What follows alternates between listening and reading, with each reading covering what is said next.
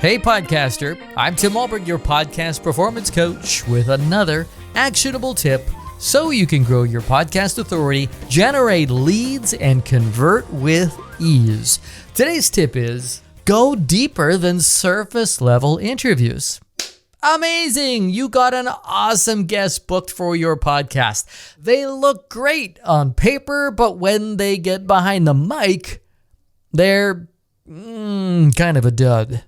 Short, one-word answers have you wondering if you're going to have to pull the pin. This is like pulling teeth. How are you going to get them to open up? And how can you take this form of awkward interrogation to compelling conversation? It's time to pull out your expander questions. Way back in episode 14, I talked about asking open-ended questions instead of closed-ended questions. For example, what was the hardest part of swimming the channel versus was it hard to swim the channel? Open-ended questions ensure you don't get one-word answers, but sometimes even that's not enough. Imagine having a guest who continuously gives one-word or one-dimensional answers. It dawns on you that you've got a tough nut and you have to crack it open if you want to rescue this episode. That's when you want to whip out your expander questions. Now, the goal of getting more out of your guest isn't to pad your episode so it hits the 40-minute mark. It's to create a 3D listener experience. So what does that mean? Well, including more detail, creating perspective and relatability, adding some emotion, some feeling, some humanity to the conversation, maybe some stories. This can help you pull your listener into the episode and connect them to the intention of what you're trying to do. This deeper level of interaction can often crystallize your purpose and expose the heart of the matter you're trying to get across to your listener.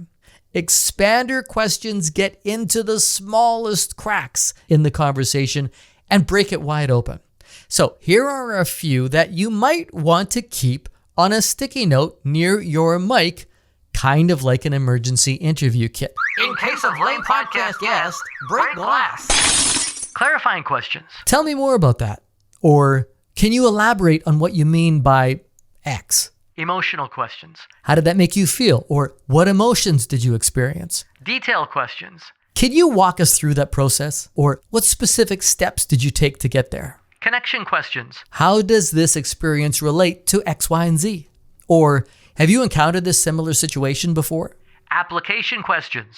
What did you learn from this? What advice would you give listeners facing a similar situation? So there you're asking the guest, or you can spin it this way. What can listeners learn from this? Or how can my listener apply this advice in their own life? And maybe there's some quirky questions. What childhood experience would prepare you for something like this?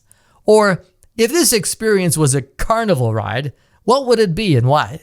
These expander questions can get anyone to open up, but there is a caveat here. If you want it to feel more like a conversation, you need to listen and lean in. Be earnest. Stay in the moment.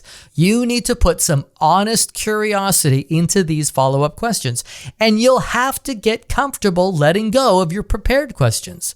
If you're going to invite them on this ride, you have to take it with them.